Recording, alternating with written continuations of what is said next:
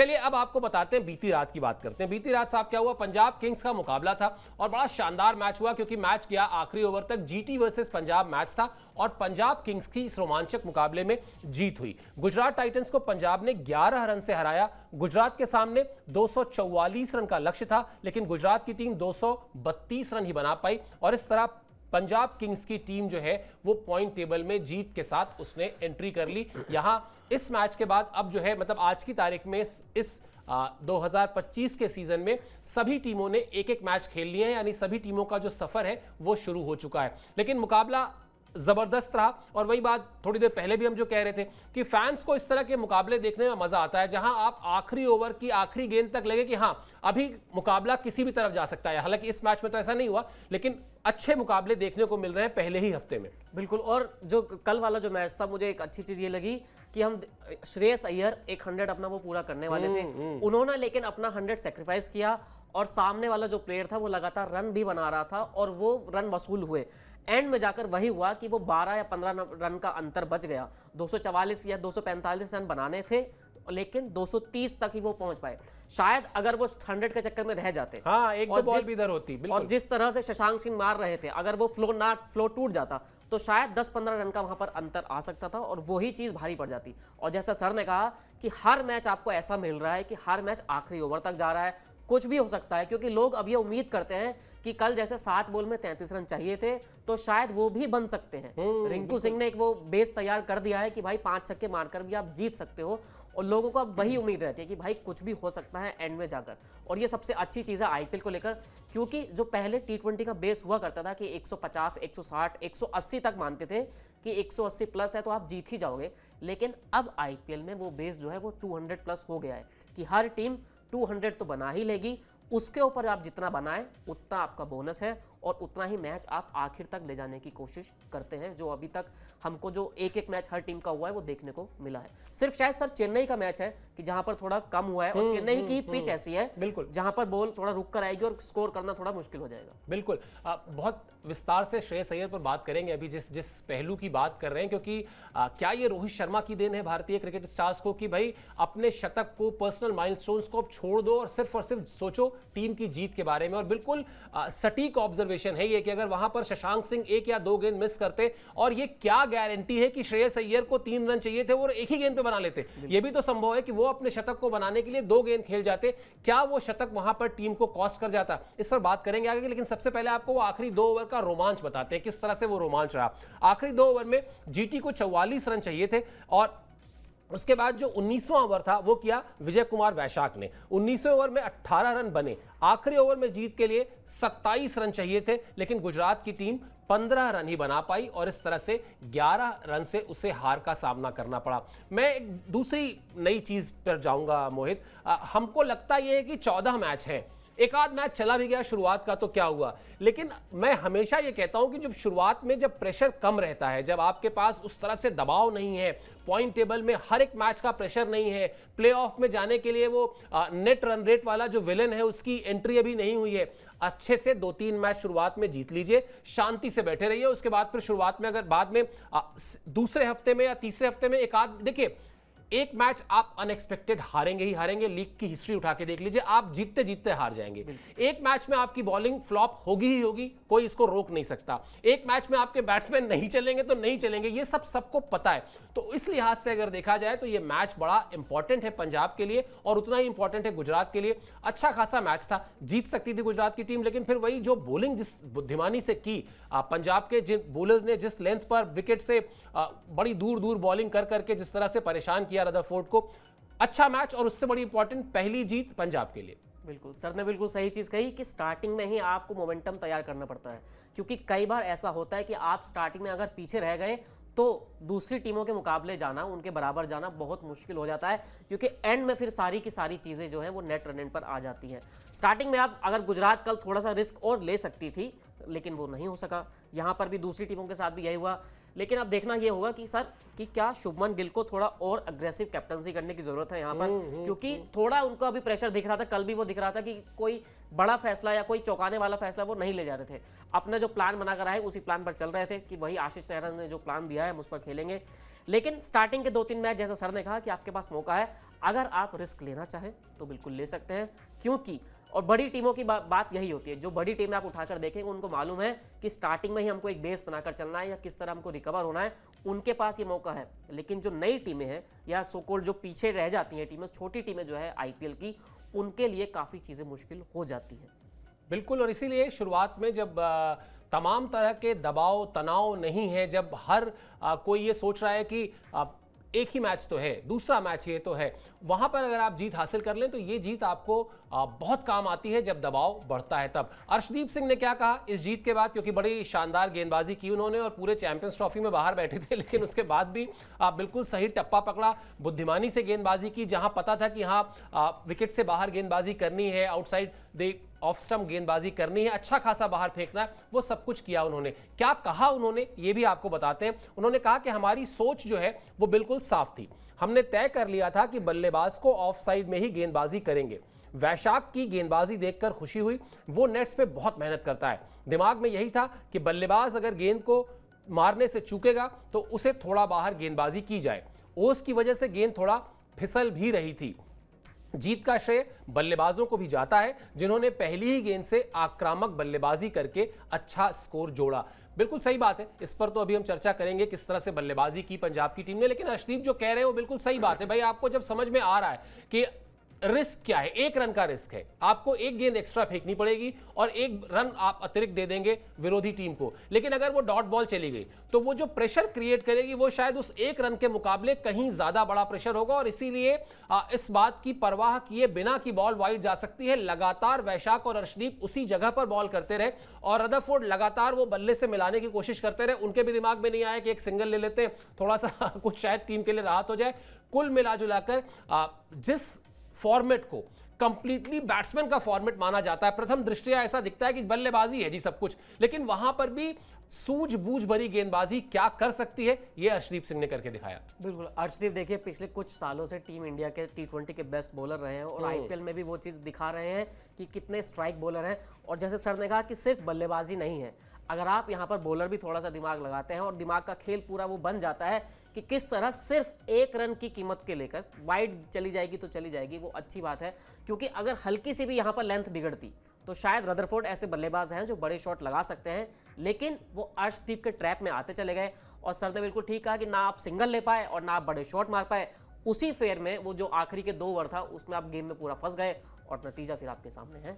बिल्कुल, और जिन बल्लेबाजों को क्रेडिट दे रहे हैं अर्शदीप सिंह, जरा उस बल्लेबाजी की बात भी कर लेते हैं, क्योंकि वाकई पहली ही गेंद से ऐसा लगा कि टीम ये समझ चुकी है कि चूंकि रिकॉर्ड्स भी कह रहे थे कि 8 मैचेस यहां हुए हैं, 6 मैचेस इसमें से वो टीम जीती है जो चेस कर रही है, और फिर ड्यू फैक्टर आपको गेंदबाजी बाद में करनी है, गेंद फिसलेगी, पकड़ में नहीं आएगा, बहुत सारे टेक्निकल एस्पेक्ट हैं। तो क्या कर सकते हैं बल्लेबाज सिर्फ एक काम कर सकते हैं कि अपने गेंदबाजों को 25 रन 20 रन का एक्स्ट्रा कुशन दे सकते हैं कि भाई हमने आपके लिए, चलिए आप 220 कह रहे थे, हमने 240 बना के दे दिए कि चलिए अब इसको डिफेंड करके दिखाइए। वही काम किया पंजाब किंग्स की टीम ने, 5 विकेट पे 243 रन बनाए। ये भी आपको दिखाते हैं ग्राफिक्स के जरिए किस तरह से प्रियांश आर्या ने 23 गेंद पर 47 रन बनाए, श्रेयस अय्यर ने 42 गेंद पर 97 रन बनाए, शशांक सिंह ने 16 गेंद पर 44 रन बनाए, और 3 बल्लेबाजों ने, ये बहुत इंपॉर्टेंट पॉइंट है इस मैच का, 3 बल्लेबाजों ने 200 से ज्यादा के स्ट्राइक रेट से बल्लेबाजी की। मोहित, हम आमतौर पे कहते हैं कि T20 फॉर्मेट, जैसे थोड़ी देर पहले आप भी कह रहे थे कि एक समय था जब 160, 170, 180 माना जाता था कि हाँ हो गया, बढ़िया अच्छा स्कोर है, वो 200, सवा 200 और कब पौने 300 तक पहुंच गया पता ही नहीं चला। लेकिन उसके पीछे जो, अगर आप उसके रहस्य में जाएंगे, उसका आप सीक्रेट तलाशने की कोशिश करेंगे, बड़ा साफ सुथरा है। 150 से ऊपर की स्ट्राइक रेट से रन बनाइए और वो फिर आप वहां पहुंचते हुए दिखाई देंगे। यहां तो 3 बल्लेबाजों ने 200 प्लस की स्ट्राइक रेट से रन बनाए हैं। यही दिखाता है कि वो इंटेंशन जिसकी बात अभी हम लोग कर रहे थे कि 15-20 रन पहले अपने बल्लेबाजों को एक्स्ट्रा, गेंदबाजों को एक्स्ट्रा जोड़ के दो ताकि मैच में बने रहें। बिल्कुल, क्योंकि अब वो वक्त चला गया कि आप पहले एक स्टार्ट करते थे कि शुरुआत के 10 बॉल या 8 बॉल मैं देखूंगा, उसके बाद मैं अपना स्ट्राइक रेट बेहतर करूंगा और फिर तेजी से खेलना शुरू कर दूंगा। अब वो चीज़ पूरी तरह से बदल गई है। आप अब क्योंकि T20 इतना आगे बढ़ गया है कि आप पहली बॉल से ही स्ट्राइक करना शुरू करते हैं और उसके बाद जैसे सर ने कहा कि 150 प्लस स्ट्राइक रेट को आप मेंटेन करने की कोशिश करते हैं। पहले हमने देखा है कि लोग आते थे, कोई भी बड़ा प्लेयर हो वो यही करता था कि स्टार्टिंग की 10 बॉल वो 120-130 के स्ट्राइक रेट से खेलते थे, फिर जब एक बार उनके पैर जम जाते थे वो पूरी तरह से फिर अपने शॉट्स खेलना स्टार्ट कर देते थे। लेकिन एसआरएच के जो उन्होंने एक पूरा मोमेंटम लाया उसके बाद और तमाम चीज़ें जो चेंज हुई उसके बाद वो यही हुआ कि अब आपको शुरुआत से ही 200 के स्ट्राइक रेट से खेलना पड़ेगा, तभी आप टीम के लिए अच्छा कर सकते हैं। और वही कि जब आपके 4 खिलाड़ी, आपकी टीम के 4 प्लेयर टॉप बल्लेबाज आपको 200 प्लस स्ट्राइक रेट से रन बना रहे हैं तो, और वो भी तब बना रहे हैं कि जब वो 40-50 रन बनाकर जा रहे हैं, ये नहीं कि 10-20 रन पर आउट हो गए। पंजाब के बल्लेबाजों ने भी कम से कम 4 बल्लेबाज ऐसे थे जो 40 प्लस के करीब गए हैं, उसमें से श्रेयस अय्यर तो 97 तक चले गए थे। ऐसे में ये बहुत ज़रूरी हो जाता है कि आप 180 प्लस का जो स्ट्राइक रेट है उसको मेंटेन कीजिए। और वही कि जैसे सर ने कहा कि आपको अपने गेंदबाजों को 20-25 रन तो ज़्यादा देने होंगे, क्योंकि आखिरी के ओवर्स में जाकर कुछ भी हो सकता है, वहाँ पर आप कुछ भी नहीं कर सकते। बिल्कुल। और इससे अगर हम पंजाब की बल्लेबाजी की बात कर रहे हैं तो हमें गुजरात की गेंदबाजी की बात भी करनी होगी, क्योंकि वहां पर बहुत ही एक तरीके से बेअसर सी दिखाई दी गेंदबाजी। और मोहम्मद सिराज ने तो बगैर बल्ला पकड़े हाफ सेंचुरी बना दी। क्या है ये कहानी, ये भी आपको बता देते हैं। दरअसल गुजरात टाइटंस के ज्यादातर गेंदबाज जो है वो बेअसर दिखाई दिए। साई किशोर को छोड़कर बाकी सभी गेंदबाज महंगे साबित हुए। जैसा मैं भी कह भी रहा था कि मोहम्मद सिराज ने 4 ओवर में 54 रन दिए। उसके अलावा कगिसो रबाडा ने 4 ओवर में 41 रन दिए। राशिद खान को भी 4 ओवर में 48 रन पड़ गए। अब इस बात को ना मोहित जोड़ लीजिए, थोड़ी देर पहले जो मैं बात कर रहा था कि एक ना एक मैच तो ऐसा आएगा ही आएगा इस 14 मैच के सफर में, जहां आपके नामी गिरामी गेंदबाज जो है वो भी बड़े औसत गेंदबाज की तरह दिखाई देंगे। वरना कगिसो रबाडा या राशिद खान से आप ये एक्सपेक्ट नहीं करते कि उनकी इस तरह से पिटाई होगी और इस तरह से वो मतलब बिल्कुल फेडेड दिखाई देंगे। तो आप बेहतर होगा अपने गेंदबाजों को आप इस तरह से हमेशा प्रिपेयर रखें कि कोई ना कोई मैच ऐसा आएगा जिसमें कभी कभी पूरी गेंदबाजी यूनिट या फिर गेंदबाजी यूनिट का कोई एक सदस्य आपको बेअसर दिखाई देगा। यहां तो पूरी गेंदबाजी ही बेअसर दिखाई दी। और बिल्कुल अगर राशिद खान जैसे स्ट्राइक बॉलर, खगीसो रबाडा जैसे और सिराज भी आपके स्ट्राइक बॉलर हैं, अगर तीनों ही स्ट्राइक बॉलर आपके 40-45 से ज्यादा रन देंगे तो आप क्या कर सकते हैं। और एक साई किशोर, वो तो अच्छा हुआ कि वो 3 विकेट वहां पर निकाल गए तो उनका थोड़ा मामला थोड़ा सेट हो गया, वरना ये चीज होती रहती है। और ऐसा नहीं है कि वो हर मैच में ही इतने रन देंगे। आगे जाकर राशिद खान को हमको देखने को मिलेगा किस तरह वो अपनी गेंदबाजी से भी और बीच में जरूरत पड़ती है तो वो बल्लेबाजी से भी बिल्कुल अपना मैच पूरा जिता सकते हैं। लेकिन सिराज को मुझे लगता है कि थोड़ा ठीक करना होगा, क्योंकि आरसीबी में आपके साथ यही हुआ, फिर आप टीम इंडिया से अपनी जगह खो बैठे, क्योंकि सबसे बड़ी शिकायत ये थी कि आप रन बहुत गंवाते हैं, विकेट लेते हैं लेकिन बहुत ज्यादा रन आप फेंक देते हैं।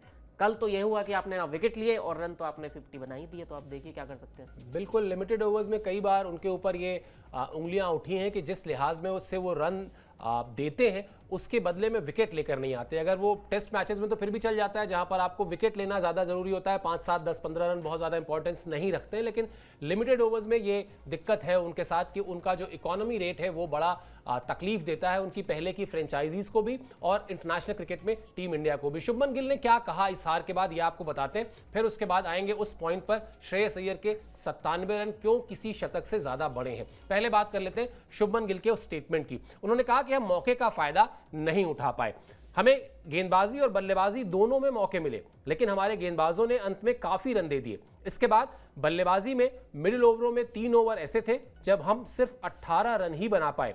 पारी के शुरुआती 3 ओवरों में भी हम ज्यादा रन नहीं जोड़ पाए, इसी वजह से हमें हार का सामना करना पड़ा। तो अभी जो मोहित आप बात कह रहे थे ना कि शुभमन गिल को वो अब दिखाना होगा, अगर उनमें कप्तानी के पोटेंशियल को देखते हुए इन्वेस्टमेंट की गई है एक तरीके से, भाई ये उनको जो फ्रेंचाइजी क्रिकेट में कप्तानी दी गई है कहीं ना कहीं तो उन पर निगाहें यही है ना कि आने वाले समय में वो इंडिया को लीड करेंगे।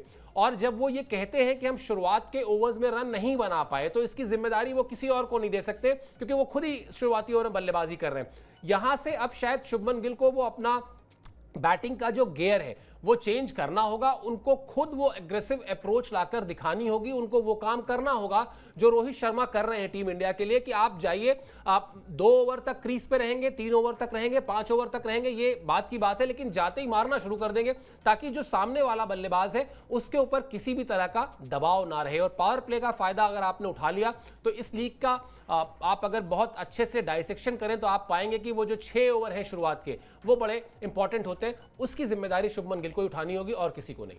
बिल्कुल। और शुभमन गिल तो टीम इंडिया के वाइस कैप्टन भी हैं, उनको यहाँ से ही अगर आईपीएल से अपनी कप्तानी में सुधार आएंगे तो वही हमको जो जैसे सर ने कहा कि ये प्लान तो यही है कि आप टीम इंडिया के भी कैप्टन बन पाएंगे।